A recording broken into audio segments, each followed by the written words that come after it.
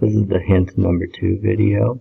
So I'm going to first show you maybe like the way your calculation is going to evolve from the beginning until you get to number 2.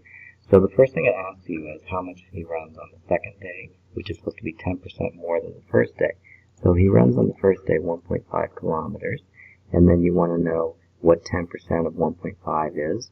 If you remember, to find 10% of 1.5, you would do 1.5 times 0.10. Okay, that'll give you 0.15, which is the additional distance he's going to run on day 2. So how do you find the total distance he's going to run on day 2? You're going to take the original distance 1.5 and you're going to add 0.5 or 0.15, and we get 1.65 for the distance on the second day.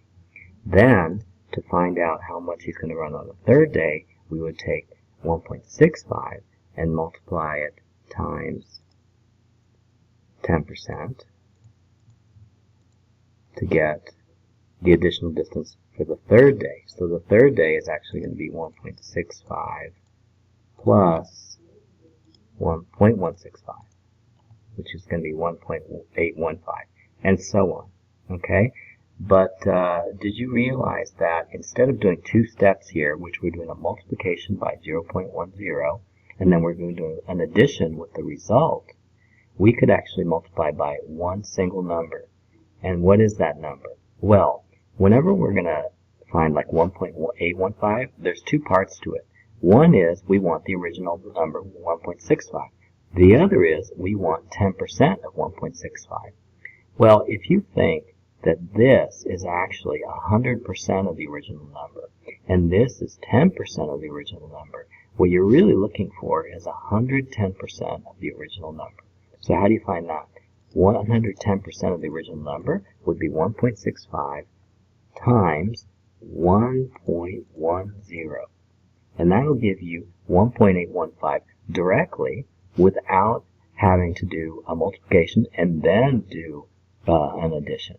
You're just going to do one multiplication by 1.1. Okay? So that makes the calculation simpler. Now what makes it even more simple? Let's see. We're going to take we're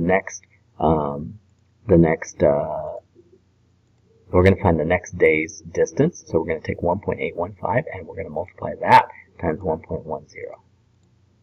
1.1 is the same thing, of course. And then we're going to get 1.965. And then we're going to take that and we're going to multiply it times 1.1. Now, I don't know if you know this, that you can do this. You can actually say, okay, I'm going to multiply this times 1.1, and you can do that using the second answer function. If you do second answer, answer is basically whatever answer came out last time. So if I do answer, I can do times 1.1, and then I hit enter, and it will give me that. And you're saying, what's the advantage of doing that? It's basically the same thing. Typing an answer takes 2 keystrokes, and typing in this basically takes 2 also. Well, the thing you can do now is, did you know that if you press enter on your calculator, it'll repeat the exact same command? What happens here? I pressed it 2 more times. What happened? So first it took 1.815 and it multiplied times 1.1. Then it took the next number and multiplied times 1.1. And you see, you don't even have to type in the number or go get it anymore. It's just like, if you put answer here, it'll automatically grab that number and multiply it times 1.1 just by hitting enter. Okay? So now we can like find out how he's growing each day just by pressing one number. Okay?